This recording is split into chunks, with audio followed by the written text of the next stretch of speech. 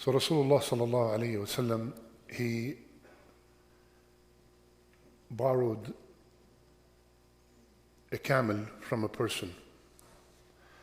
And then the person came asking for his camel back.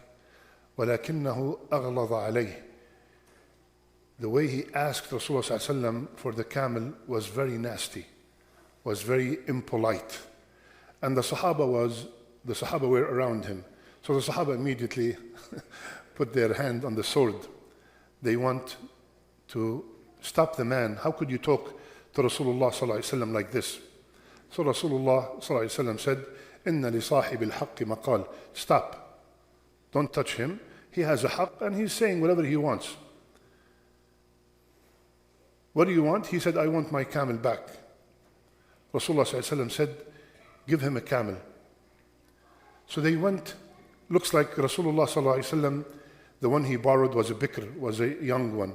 So they did not find a young one. They said, Ya Rasulullah, we did not find something the same. We found something better. He said, give it to him. فَإِنَّ خَيْرَكُمْ أَحْسَنُكُمْ قَضَاءً. And here's why we use this hadith. The best among you are the ones who, when they pay back their debt, they are the best, with the best of manners. Okay? So here today's best is the one, when he pays back his debt, he pays it with the best of manners, not with a fight, not with courts, with the best of manners. Ya akhwan, every single one of us goes through some kind of difficulty and he needs some financial help. And there's nothing wrong with that. And this is where we are here for each other, right? But, subhanallah, the longest ayah in the Quran, the longest ayah in the Quran is ayat al-dayn, is the ayah of debt. Allah in that ayah told us, write it down, even if it's small or large, medium, extra large, whatever it is, write it down. And have witnesses witness it. So you will be protecting yourself. And you will be avoiding having any arguments in the future or any dispute with your brother. Right?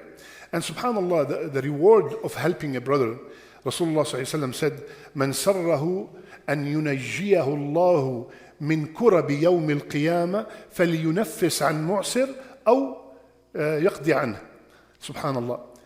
Whomsoever love to be saved from the anxiety and the troubles of the day of judgment, let him make it easy for a person who's paying back his debt, or he forgives him. Look at the Kirab Yawm al-Qiyamah, you know, on the day of judgment, everybody is running away from everyone, and you will get it, it will be easy for you if you have made it easy for a person to pay his debt back, or you told him, you know what, khalas, forgiven. Subhanallah.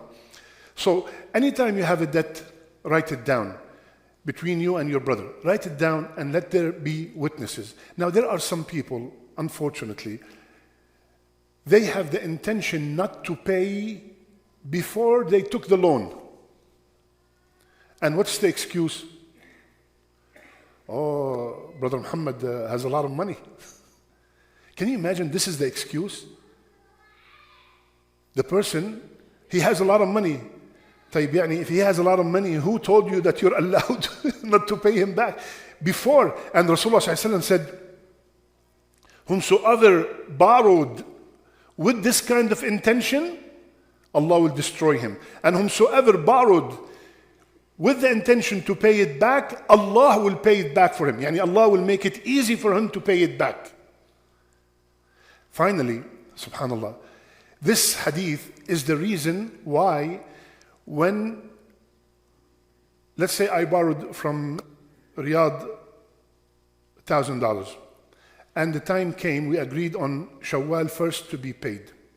And when Shawwal 1st came, I gave him $1,000 and I said, Riyadh, Jazakallah khair, here's another 100 for you. Is that allowed? 100% allowed.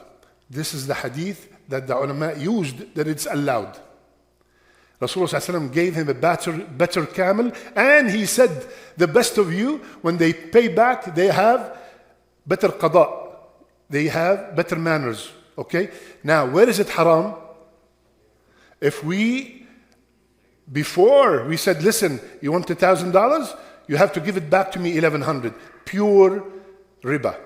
Pure riba. But when you give it back, you give a gift with it, you give that without the person asking, right? If you give it back, not like, when I came back to pay him, he said, come on, you're giving me back the same? I say, yeah, Habibi, I was going to give you 100, now I'm not going to give it to you.